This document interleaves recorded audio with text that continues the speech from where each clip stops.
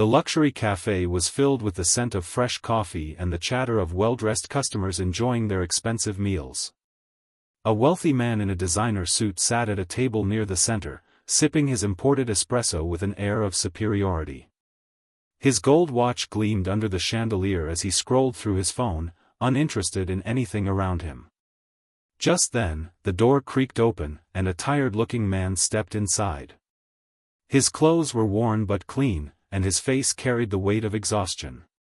He clutched a folded paper in his trembling hands, hesitating before approaching the wealthy man's table. "Excuse me, sir," he said cautiously. "I don't mean to bother you, but I need help. I lost my job, and my daughter is sick. I just need a little support to get her medicine." The wealthy man barely looked up before scoffing. "Not my problem," he muttered. "Go ask someone else." A heavy silence fell over the cafe as nearby patrons shifted uncomfortably. The man swallowed hard, his face flushing with shame. But before he could walk away, a deep, commanding voice cut through the air. "That's an interesting way to treat someone in need," Clint Eastwood said, setting his coffee down and fixing his piercing gaze on the wealthy man. All eyes turned toward Clint, who sat at a corner table, his posture relaxed but his expression sharp. The struggling father hesitated, unsure if he should stay or leave. Clint gestured toward the chair across from him. "Sit down, son," he said calmly. The man hesitated before slowly lowering himself into the chair. The wealthy man rolled his eyes. "Oh great," he muttered, loud enough for others to hear. "Another one who thinks charity solves everything." Clint studied him for a moment, then leaned forward slightly. "Helping a man when he's down ain't charity. It's human decency." The wealthy man chuckled coldly. "Decency doesn't pay the bills," he retorted. "People like him just take advantage." Clint shook his head, his gaze unwavering. "You think struggling for your child is taking advantage?"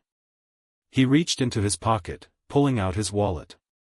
Without hesitation, he placed a thick stack of bills on the table and slid it toward the father. "Get your little girl the care she needs." The man's hands trembled as he stared at the money. I don't know how to thank you," he whispered, eyes welling up. Clint gave him a small nod. "Just pay it forward when you get the chance." The wealthy man scoffed, shaking his head. "You really think this changes anything? He'll be back begging next week." Clint's eyes darkened. "That's the problem with people like you," he said coolly. "You see someone struggling, and instead of helping, you assume the worst. A real man lifts others up, not looks down on them." The cafe had gone completely silent. Even the waitstaff had stopped moving, listening intently. The wealthy man smirked, but there was an uneasy flicker in his expression. "Oh, please," he scoffed.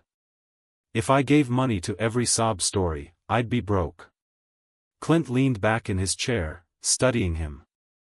"You think money makes you rich?" He gestured around the expensive cafe. This is just comfort. Real wealth is measured by what kind of man you are when no one's watching." The wealthy man's smirk faltered. A few customers murmured in agreement, some nodding.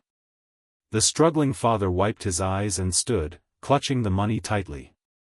"I swear I'll pay you back," he said sincerely.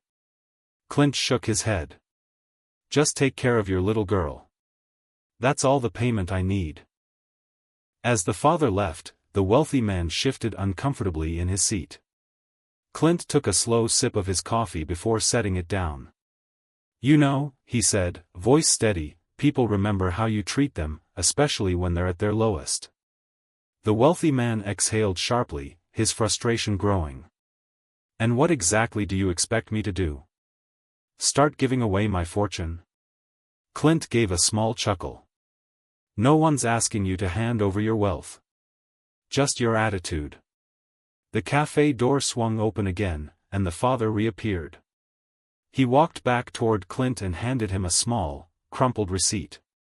"I just bought my daughter's medicine," he said, his voice filled with emotion.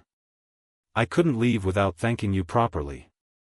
Clint took the receipt and nodded approvingly. The wealthy man shifted again, now visibly uneasy. The silence in the cafe grew heavier as more customers stared, waiting to see his reaction.